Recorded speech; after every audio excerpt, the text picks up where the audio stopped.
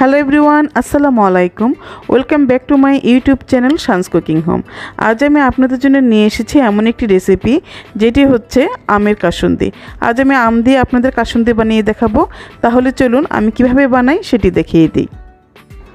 আমের কাসুন্দি তৈরি করতে যা যা লাগছে তা হলো, এখানে আছে 1/3 কাপ সাদা সরিষা, এখানে আছে 1/3 কাপ কালো সরিষা, তারপর এখানে আছে 1 চা চামচ পরিমাণ গোলমরিচ, আস্ত গোলমরিচ, এখানে আছে মৌরি 1 চা চামচ পরিমাণ, এখানে আছে 1.5 চা চামচ পরিমাণ আস্ত ধনিয়া, এখানে আছে 1.5 টেবিল চামচ পাঁচফোড়ন, এখানে আছে 4 থেকে 5টা তেজপাতা আর 5টা শুকনো মরিচ, এখানে আছে 1 টেবিল চামচ হলুদের গুঁড়া, 1/2 চা চামচ বিট লবণ, 1 টেবিল চামচ চিনি, 1/2 চা চামচ লবণ, আর এখানে আছে একটা আম। আজকে এই ইনগ্রেডিয়েন্টসগুলো দিয়ে আমি আমের কাসুন্দি করে দেখাবো। চুলায় একটি প্যান বসিয়ে দিলাম।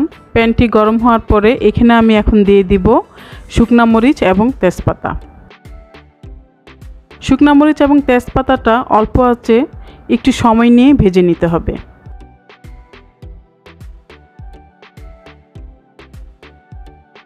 এখানে তেজপাতা এবং মরিচটা প্রায় ভাজা হয়ে গেছে। এখন আমি যে গোটা মশলাগুলো রেখেছিলাম এই মশলাগুলো ফ্রাই প্যানে দিয়ে দেব।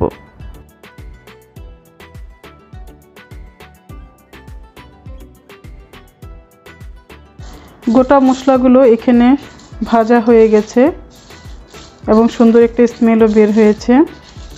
এখন আমি এই মশলাগুলোকে ঠান্ডা করে নিব, তারপরে গুঁড়ো করে নিব। আপনারা চাইলে এই মশলাগুলো শিলপাটায় কিংবা ব্লেন্ডারে গুঁড়ো করে নিতে পারেন। মশলাগুলো প্রসেস হয়ে গেছে। এখন আমি আমটা কেটে নেব।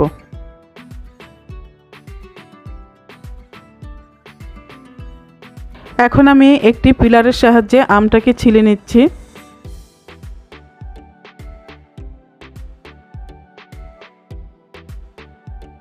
আমটাকে আমি এইভাবে ছিলে নিয়েছি। এখন আমটাকে আমি একটি ছুরির সাহায্যে কিভাবে কাটবো সেটি আপনাদের দেখিয়ে দিচ্ছি।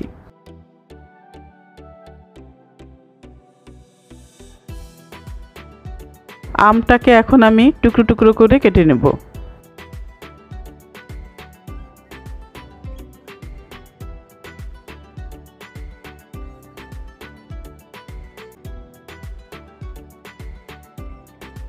আমগুলোকে আমি এভাবে করে কেটে নিয়েছি।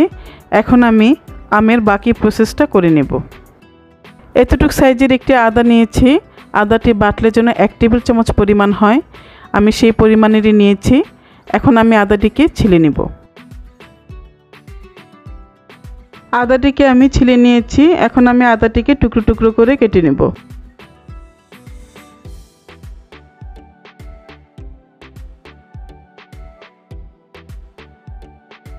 এই আদাগুলোকে আমি আমের সাথে দিয়ে দিব এবং এগুলোকে একসাথে ব্লেন্ড করে নেব।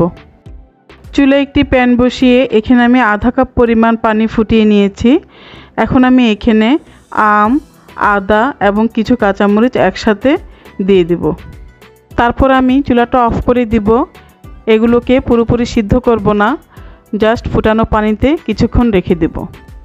ফুটানো পানিতে আমি আম, আদা এবং কাঁচামরিচগুলো 5 মিনিটের মতো রেখে দিয়েছি। এখন আমি এগুলোকে ব্লেন্ড করে নিব। একটি মিক্সিং বলে আমি যে আমের পিউরিটি নিয়েছি, আম, আদা এবং কাঁচামরিচের পিউরিটি নিয়েছি, এখন আমি এখানে এক এক করে বাকি মশলাগুলোকে মিক্স করে নেব। এখন আমি এখানে দিয়ে দিব 1/2 কাপ গরম পানি। পানিটা আমি এখানে ফুটিয়ে নিয়েছি, তবে বেশি গরম দিলে হবে না, একটু ঠান্ডা করে নিতে হবে। এখন আমি এই পানিটা এখানে দিয়ে দিব। তারপর আমি এখানে দিয়ে দিব কালো সর্ষে বাটাটা, যেটা আমি 1/3 কাপ নিয়েছিলাম। এখন আমি এই সর্ষে বাটাটা এখানে দিয়ে দিব।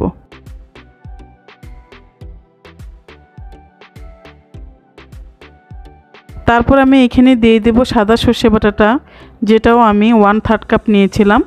এখন আমি এই সর্ষে বাটাটাও এখানে মিক্সড করে নেব। তারপর আমি এখানে দিয়ে দিব যে গোটা মশলাগুলো আমি টেলে নিয়েছিলাম, ওই মশলাগুলো আমি গুঁড়ো করে নিয়েছি। এখন আমি এগুলোকে মিক্স করে নেব।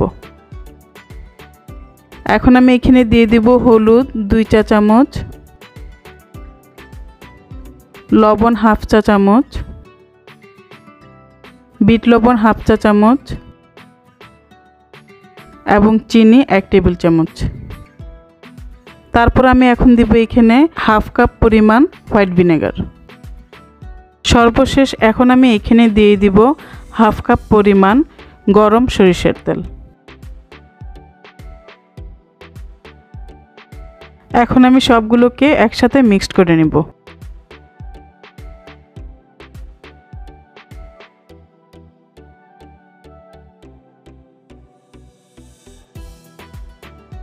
সবগুলো মশলা আমি একসাথে মিক্সড করে নিলাম। আপনারা দেখতেই পাচ্ছেন কাসুন্দিটা কতটা সুন্দর হয়েছে এবং সুন্দর একটি স্মেলও বের হচ্ছে। এখন আমি এই কাসুন্দিটা একটি বয়ামে ভরে ফেলবো। দেখলেন তো কত সুন্দর বানিয়ে ফেললাম আমের কাসুন্দি। এই কাসুন্দিটা আপনারা বাহিরে অনায়াসে 1 মাস রেখে খেতে পারবেন এবং যদি ফ্রিজে রেখে খেতে চান তাহলে 6 মাসেও নষ্ট হবে না। আমি আশা করব আপনারা এইভাবে আমের কাসুন্দি বানিয়ে খাবেন।